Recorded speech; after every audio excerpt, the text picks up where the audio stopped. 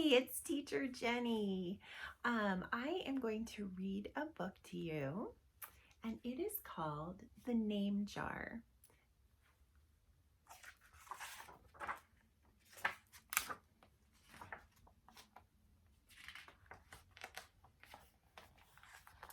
Through the school bus window, Yoonhae looked out at all the strange buildings and houses on the way to her new school.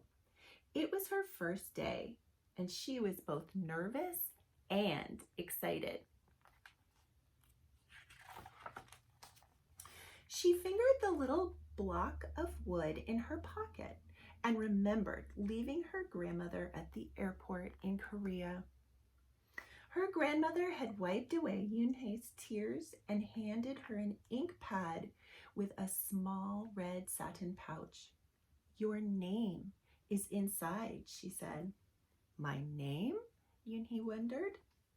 Again, she took out the red pouch to look at the wooden block with her name carved in it.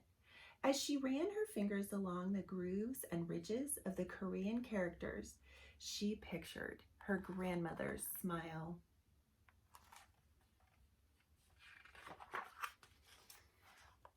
"Is that thing for show and tell?" a boy asked Yoonhae, surprising her. Yoonhae looked up as more kids leaned over. "No, it's mine," Yoonhae responded, quickly putting the pouch back in her pocket. "Are you new here? What's your name?" a girl asked. "Yoonhae," replied Yoonhae. "Uni?" the girl asked, scrunching up her face. Uni," some kids chanted. No, Yoonhae corrected. It's spelled U-N-H-E. It's pronounced Yoonhae. "Oh, you-hey," the boy said. "Like you. Hey, what about hey you?" Just then, the bus pulled up to the school and the doors opened. Yoonhae hurried to get off. "You-hey, goodbye," the kids called as she left. Yoonhae felt herself blush.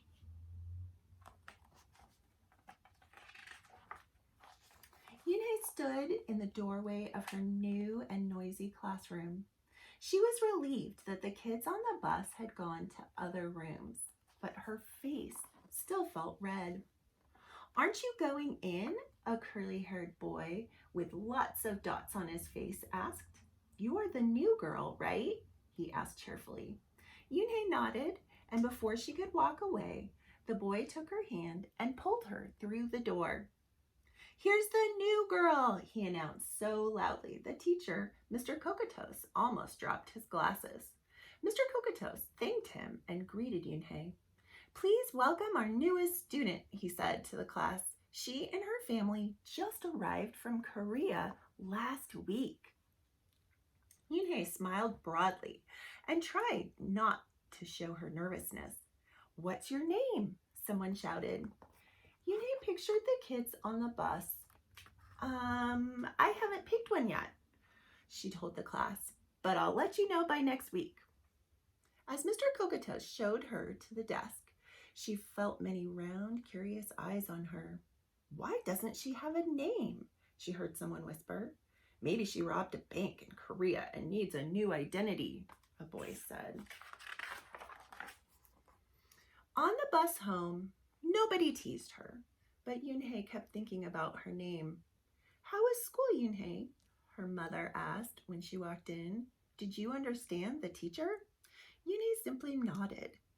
She unpacked her school bag and set the red pouch by a photograph of her grandma. "I'm glad you are learning English well," her mother said. "You must study hard, behave nicely, and get good grades to show that you are a good Korean." "I will," replied Yoonhae, "but I think I would like my own American name," she said quickly. Her mother looked at her with surprise. "Why? Yoonhae is a beautiful name. Your grandma and I went to a name master for it." "But it's so hard to pronounce," Yoonhae complained. "I don't want to be different from all the American kids." "You are different, Yoonhae," the mother said. "That's a good thing." Yoonhae just wrinkled her nose.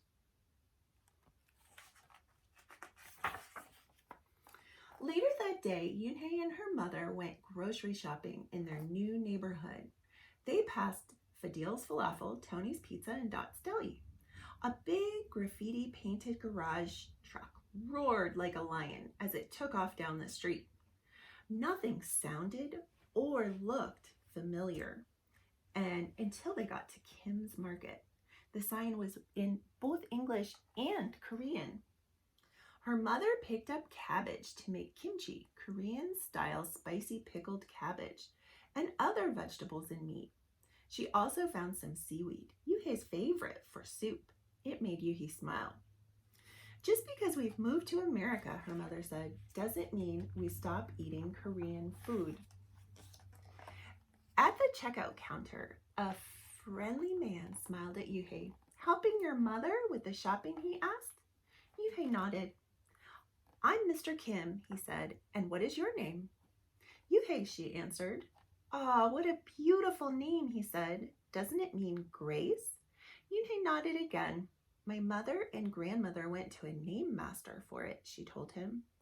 A graceful name for a graceful girl, Mr. Kim said as he put their groceries into bags. Welcome to the neighborhood, Yuhei. That evening, Yuhei stood in front of the bathroom mirror. Hi, my name is Amanda, she said cheerfully. And she wrinkled her nose. Hi, my name is Laura. Maybe not. Her smile turned down. Nothing sounded right. Nothing felt right.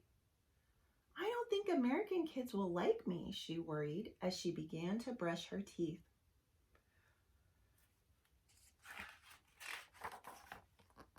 The next morning, when Yuhei arrived at school, she found a glass jar on her desk with some pieces of paper in it. She took one out and read it aloud. Daisy. That's my baby sister's nickname. But she said you can use it if you want, said Cindy, who sat next to her. Yuhei took out the rest of the paper. Tamala, she read. I got it from a storybook, said Nate. She was smart and brave. Yuhei nodded and unfolded another piece. Wednesday? Yeah, you came here on Wednesday, said Ralph. Thank you for your help. A smile spread over her face. Ralph quickly said, we'll put more names in. You can pick whatever you like, or pick them all, and you'll just have the longest name in history. At 3 o'clock, the bell rang for the end of the school day. Yuhei looked out the window and saw it was sprinkling. It's the same rain, she thought, but in a different place. She watched other kids leaving in groups. Hey, a familiar voice called out to her. Yuhei turned around to see the curly-haired boy again. I'm Joey, he said. And you? Don't you have any name? Yuhei thought for a moment. Well, I can show you, she said. And she took out the small red pouch. She pressed the wooden block on the ink pad, then stamped it on a piece of paper. This is my name stamp, she said. My grandma gave it to me. In Korea, I can use it as a signature when I open a bank account or write a letter. And whenever I miss my grandma, I use it to fill a piece of paper. Want to try it? She offered the stamp to Joey, and he carefully inked the stamp and pressed it hard on the paper. The red characters gleamed against the whiteness. Wow, that's beautiful, Joey said. Can I keep the paper? Sure. And then the two of them shared her umbrella as they walked to the school bus. Every day, the jar got fuller with more names, and Yuhei read them all. She found a few names she liked. Miranda, Stella, Avery. They sounded interesting. I hope you choose the name I put in, Margot told her at snack time. I've put in 3 more, said Ralph. Madison, Park, and Lex. They're my favorite street names. Maybe you should close your eyes and draw a name, Rosie suggested. Ralph frowned. That's silly. What if she doesn't like the name she draws? Well, we didn't get to choose our names when we were born, did we? Rosie agreed. Everyone thought about this.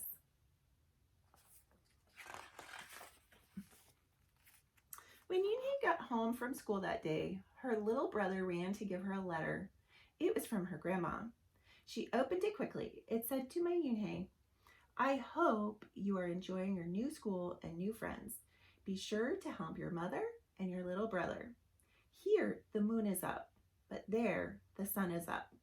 No matter how far apart we are, and no matter how different America is from Korea, you'll always be my Yoonhae, your grandma forever. Yoonhae took out her wooden stamp and filled a paper with it. She thought for a long time in front of the bathroom mirror. On Saturday, Yoonhae walked to Mr. Kim's store. Mr. Kim was helping a customer, but he looked up and greeted her. Hi, Yoonhae. Hello, Mr. Kim, Yoonhae replied. She felt as if she was back in her old neighborhood in Korea. Hey, said the customer, turning around. It was Joey. Your name is Yoonhae? He asked her with his eyes open wide. Yoonhae looked quickly at Mr. Kim, then turned to Joey. She nodded slowly. Yes, it's pronounced Yoonhae, and it means grace, Mr. Kim added. Yoonhae, Joey said slowly, and this time perfectly. It made her smile. I'll have it ready for you tomorrow, said Mr. Kim to Joey. Thank you, Mr. Kim. See you on Monday, Joey said to her. He left before she could ask him why he was at the store. On Monday, Yoonhae came to class early to look at the names one last time, but the jar wasn't on her desk. Instead, there was just a single piece of paper with a name on it. Yoonhae slipped it into her pocket. Where's your name jar? Ralph asked as soon as he saw it was gone. I don't know, Yoonhae said. It wasn't on Mr. Kokoto's desk or on any other desk, and it wasn't on the counters or any of the shelves. As other kids arrived, they helped look. Soon, Mr. Kokotos came in, and Ralph shouted at him, The name jar is gone! The jar with all the names in it! Gone? Mr. Kokotos replied. With a look of concern, he asked Yoonhae, Did you get a chance to read all the names? She nodded. She took a breath.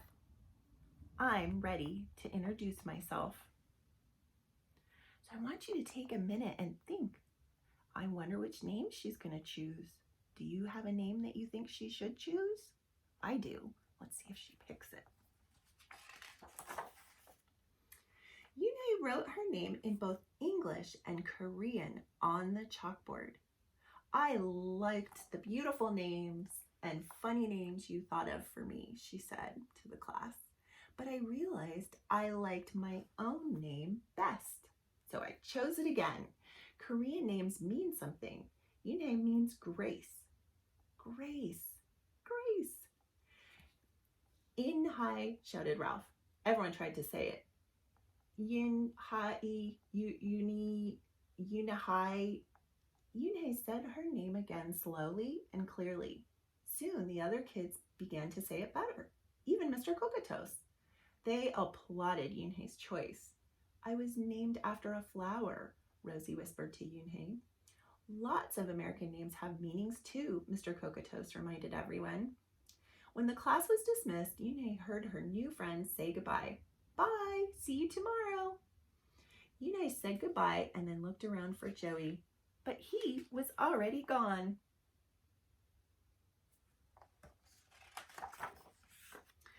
Yoonhae, come downstairs, Mother called up. Your friend is here. She rushed down to see who she meant. There stood Joey, and in his arms was the name jar. Where did you find it? Asked Yoonhae breathlessly.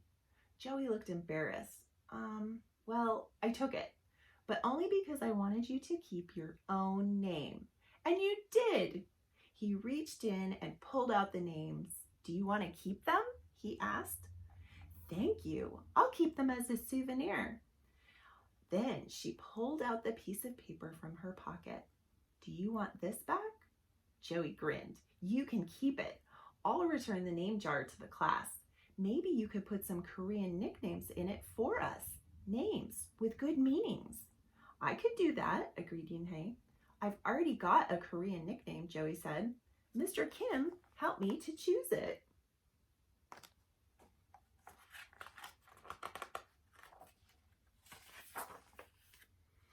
Carefully, He pulled a small silver felt pouch from his pocket. Then he took out a dark wooden stamp with beautiful Korean characters carved sharply into it. He pressed it on the ink pad and then on the piece of paper next to her name. Chiku, read Yoonhae. That means friend. And Joey smiled back. Thank you so much for listening to my story.